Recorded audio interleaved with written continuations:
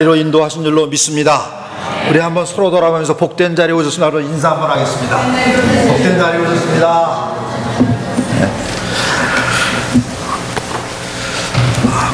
잠시 기도하겠습니다. 아버지 하나님, 너무나도 복된 날입니다.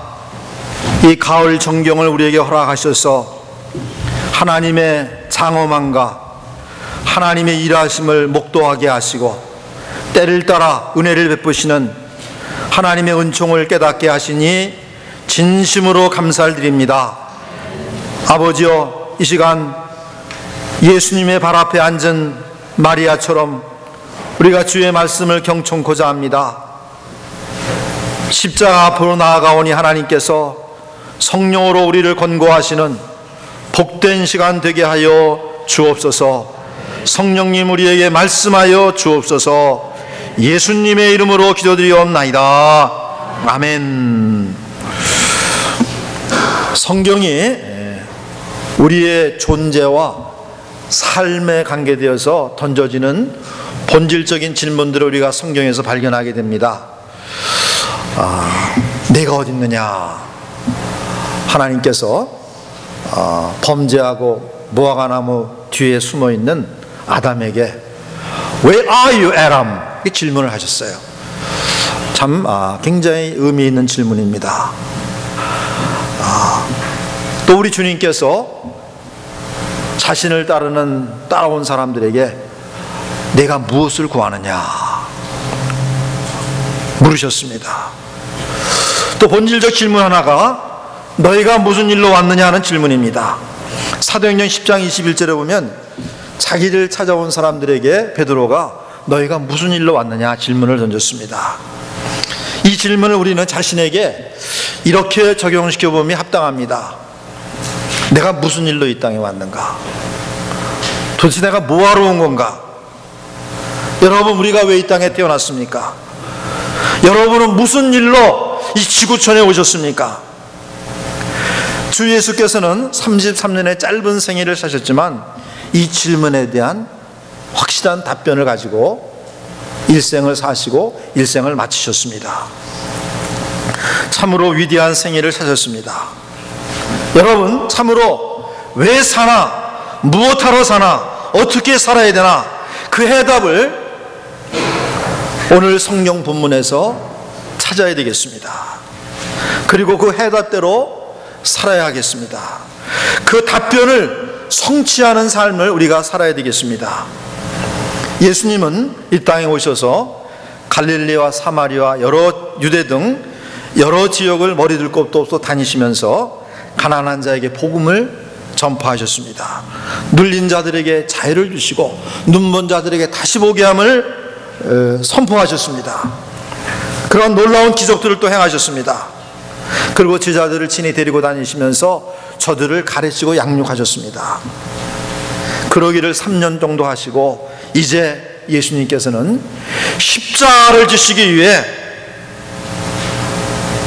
주님 앞에, 하나님 앞에 나갔습니다. 예루살렘에 올라가셨습니다. 그리고 십자가 달리기 전 하루 전날 밤에 유월절 만찬을 마치시고는 겟셋마네 동산이라는 곳에 가셨습니다. 이 겟셋마네라는 뜻은 기름 짜는 틀이라는 의미를 갖습니다. 감람산 서쪽 기슭에 있는 동산입니다. 아마 감람류 즉 올리브유 생산과 관계되어서 그 동산에 그 이름이 붙여진 것 같습니다. 그 겟셋마네 동산에서 예수님은 그 어느 때보다도 간절하게 기도하셨습니다. 그 기도의 요지가 되는 말씀은 이것입니다. 아바, 아버지여, 아버지께는 모든 것이 가능하오니 이 잔을 내게서 옮겨주세요. 그러나 나의 원대로 마옵시고 아버지의 원대로 되길 원합니다. 여러분, 이 짧은 한마디의 말에 우리 인생의 모든 문제에 대한 해답이 숨겨져 있습니다. 내 뜻대로 마옵시고 아버지의 원대로 하옵소서. 오늘 이 시간 바로 이 말씀을 저와 여러분이 이 기도의 말씀을 살피면서 은혜 받기 원합니다. 아버지의 원대로 하옵소서는 이 말은 삶의 대원칙을 제시하는 말씀입니다. 예수 그리스도에게 그러하였습니다. 나의 원대로 마옵시고 아버지의 원대로 하옵소서. 이 말씀은 예수님께서 이때만 하신 말씀이 아닙니다. 예수님의 33년의 생애의 대원칙이 되는 말씀이 나의 원대로 마옵시고 아버지의 원대로 하옵소서라는 것이 예수님의 삶에 일관된 원칙이었습니다. 예수님은 이같이 말씀하시곤 했습니다. 내가 하늘로서 내려온 것은 내 뜻을 행하려 함이 아니라 아버지의 뜻을 행하려 함이니라. 요한복음 6장 38절 39절 말씀입니다. 또한 요한복음 4장 34절에서도 나의 양식은 나를 보내신 이의 뜻을 행하며 이루는 그것이니라. 그것이 내 양식이다. 그렇게 말씀했습니다. 또한 말씀하시기를 나는 나의 원대로 하려 하지 않고 나를 보내신 아버지의 원대로 하려 하는 거로 내 판단은 참되다고 말씀했습니다. 그분은 과연 일생에 그 같은 삶을 사셨던 분입니다. 그같이 일생을 마치셨습니다. 예수님을 향한 하나님의 원, 하나님의 뜻은 무엇이었습니까? 이것이었습니다. 십자가로 인류의 구원을 이루는 것이었습니다. 그 아들로 하여금 대속의 고난을 당하도록 하신 것이었습니다. 예수님은 얼마 전에 바로 이 말씀을 하셨습니다. 인자, 나 인자의 온 것은 자신의 목숨을 많은 사람의 대속물로 주려 함이니라. 세례요한이 예수님을 보고 제자들에게 이렇게 외쳐 증거했습니다. 보라! 세상 죄를 지고 가는 하나님의 어린 양이로다. 대속의 희생양이 된 하나님의 아들을 믿음으로 우리로 하여금 영생을 얻도록 하시는 것이 하나님의 소원이요 하나님의 뜻이었습니다. 예수님은 친히 말씀하셨습니다. 나를 보내신 아버지의 뜻은 내게 자신 주신 자 중에 하나도 잃어버리지 아니하고 마지막 날에 다시 살리시는 이것이니라. 사도 요한도 말합니다. 하나님이 세상을 이처럼 사랑하사 독생자를 주셨으니 이는 저를 믿는 자마다 멸망치 않고 영생을 얻게 하려 하심이라. 사랑하는 여러분, 예수 그리스도께서는 이러한 아버지의 뜻을 자기의 삶의 대원칙으로 삼고 일생을 십자가를 지고 사셨으며 인류를 구원하고자 하는 아버지의 뜻을 이루기 위해 이제는 그 십자가에 달리시기 위해 겟세마네 동산으로 가셨고 그리고 십자가에 못 박혀 피 흘려 죽으셨습니다. 사랑하는 여러분, 우리는 이제 예수님을 나의 구주로 영접하여 죄사함의 은혜를 받아야 하는 것입니다. 구원의 은혜를 받아야 하는 것입니다.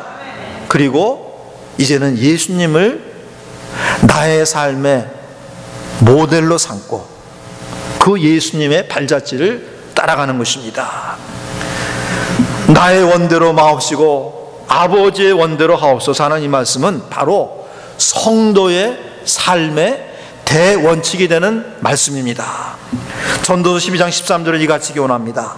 하나님을 경외하고 그 명령을 지킬지어다. 이것이 사람의 본분이니라 말씀했습니다. 무슨 말입니까?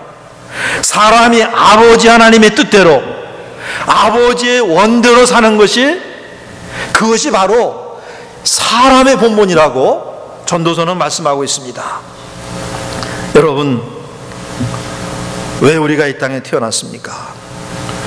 무슨 일로 이 땅 지구촌에 오셨습니까? 그냥 태어났습니까? 그러니 사회 풍습대로 그냥 살아가면 되는 것입니까? 아닙니다. 바로 나를 아신, 나를 보내신 아버지의 뜻을 행하기 위해서 우리가 이 땅에 온 줄로 믿습니다. 창세전에 하나님께서 우리를 그의 사랑하는 자로 예정하시고 때가 되면 구속하셔서 그의 자녀 삼으신 것은 바로 우리를 그의 뜻을 행하도록 하기 위해서 이렇게 예정하시고 보내시고 구속하신 것입니다.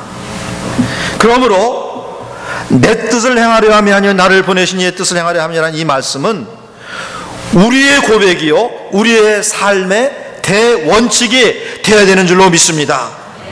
우리 각 성도를 향하신 아버지의 소원은 무엇입니까? 첫째는 서로 사랑하는 것입니다. 예수님께서 이제 십자가를 앞두시고 최후 만찬을 하시는 그 자리에서 제자들의 발을 씻겨주신 다음에, 야 얘들아, 내가 너에게 새 계명을 준다. 내가 너희를 사랑한 것 같이 너희도 서로 사랑하라. 이것이 너에게 주는 새 계명이다. 이로써 세상이 너희가 내 제자인 줄 알게 되리라. 그렇게 말씀했습니다. 사도 베드로도 세상을 떠나기 얼마 전에 성도들에게 간곡히 당부를 합니다. 마지막으로 말하노니 너희가 다 마음을 같이하여 채우라며 형제를 사랑하며 불쌍히 여기며 무엇보다도 열심으로 서로 사랑할지니 사랑은 허다한 허물을 덮느니라. 그렇게 분부했어요. 여러분, 뭐니 해도 뭐니가 최고가 아니라 우리 성도는 뭐니 해도 서로 사랑해야 되는 줄로 믿습니다. 뭐니 해도 사랑해야 돼요. 그것을 삶의 원칙으로 놓고 살아가야 됩니다. 우리 주님께서도 크고 제일 되는 계명, 하나님을 내 몸과 마음과 성품을 다하여 사랑하라 하신 다음에 바로 뒤이어서 내 이웃을 내 몸처럼 사랑하라고 우리에게 명하셨습니다. 사랑하는 여러분, 같이 믿는 형제자매를 사랑하십니까? 그들의 잘못과 허물과 죄를 용서하십니까? 무엇보다도 열심으로 서로 사랑할지니 사랑은 허다한 죄를 덮는다고 말씀하셨습니다. 또한 각 성도를 향하신 하나님의 뜻은 이것입니다. 거룩하게 사는 것입니다. 예수님은 제자들과 성도들을 위한 제사장의 기도를 십자가를 앞두고 이렇게 드리셨습니다. 하나님께 이렇게 하랍니다. 내가 비옵는 것은 저희를 세상에서 데려가기를 원함이 아닙니다. 오직 악에 빠지지 않게 보존하기를 위함입니다. 저희를 진리로 거룩하게 하옵소서. 아버지의 말씀은 진리입니다. 그래서 제자들이, 이 땅에 있는 제자들이 거룩한 삶을 살게 해달라고 하나님께 간절히 아뢰었습니다. 사도 바울도 이같이 교훈했습니다. 하나님의 뜻은 이것이니 너희의 거룩함이니라. 곧 음란을 버리고 하나님이 우리를 부르시면 부정케 하심이 아니요 거룩케 하심이니 그러므로 저버리는 자는 사랑을 저버림이 아니요 너에게 그의 성령을 주신 하나님을 저버리는 것이다. 그러면서 그는 성도들이 같이 간절히 기도했습니다. 평강의 하나님이 친히 너희로 온전히 거룩하게 하시고 너희 온 영과 혼과 몸이 우리 주 예수 그리스도 강림하실 때에 흠없이 보존되기를 원한다. 그래서 흠없는 거룩한 삶을 위해서 사도 바울이 성도를 위해 기도하고 있습니다. 우리 예수님께서 여러 번 그 생애 가운데 이 세대를 가리켜 음란하고 폐역한 세대라고 말했습니다. 우리 가운데 아무도 이것을 부인할 분은 계시지 않을 것입니다. 이러한 음란한 세대를 짝하지 아니하고 세상을 사랑치 아니하며 거룩하게 사는 것이 하나님의 절대적인 뜻이요 그분의 소원입니다. 요셉이란 인물은 종이요 죄수였지만 애굽의 총리가 되었습니다. 다니엘은 포로로 끌려갔지만 바벨론의 총리가 되었습니다. 이 두 분이 하나님께 이토록 귀하게 쓰임을 받고 존귀케 된 것은 폐역한 세대로부터, 죄악으로부터 자신들을 철저히 지키고 거룩한 삶을 살았기 때문에 그것이 하나님의 마음에 들었습니다. 하나님이 그들의 거룩한 삶을 주목하셨습니다. 그리고 그들을 쓰시고 존귀케 하셨던 것입니다. 근데 반면에 삼손은 날 때부터 나신으로 하나님에 의해서 부름을 받고 이스라엘의 사사의 지위까지 있었지만 자신을 지키지 못하고 이방 여인과 기생과 노란함으로 그 두 눈이 뽑히는 수모를 당하기까지 했습니다. 사랑하는 여러분, 상가 정신 차리고 깨어 자신을 지키며 거룩한 삶을 살기 위해 노력하지 않으면 정말 이 시대에서 거룩한 삶을 산다는 것은 대단히 어려운 일입니다. 그러나 하나님의 뜻은 이것입니다. 거룩함이니 분명히 말씀했습니다.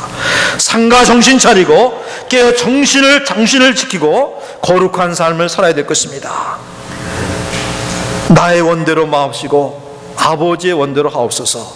예수님께서 겟셋마네 동산에서 하는 이 말씀은 예수님의 삶의 대원칙이었고 우리 성도의 삶의 대원칙이 되는 말씀입니다. 우리 성도는 이 원칙을 따라 서로 사랑하며 거룩한 삶을 살아야 할 것입니다. 여러분, 우리가 또 알아야 될 것은 나의 원대로 마옵시고 아버지의 원대로 하옵소서. 이 말씀을, 이 기도를 실행하는 삶에는 자기 부인의 고통이 따른다는 것입니다. 왜냐하면 사람마다 하나님의 소원, 하나님의 뜻과 일치하지 않는 자기 생각과 자기 소원이 있기 마련입니다. 심지어 예수님에게도 십자가를 앞두고 이런 소원이 있으셨어요. 그 십자가를 피하고자 하는 이런 정서의 발동이 있었습니다. 그래 아버지 하나님께 기도합니다. 아버지께는 모든 것이 가능하오니 이 잔을 내게서 옮기시옵소서. 이 잔을 내게서 옮기시옵소서. 그러나 나의 원대로 마옵시고 아버지의 원대로 하옵소서. 자기의 솔직한 심정을 예수님이 알렸던 것입니다. 자기 소원, 자기의 뜻이 아니라 아버지의 소원, 하나님의 뜻을 행하는 데는 자기 부인의 고통이 따르게 마련입니다. 때로는 그 고통이 클 수가 있어요. 예수님의 겟셋마네 동산에서의 고통처럼, 십자가에 달린 예수님의 고통처럼 그와 같이 크지는 않다 할지라도 우리가 감당할 수 없는 큰 고통과 어려움이 자기를 부인하는 삶에는 있게 마련인 것입니다. 여러분,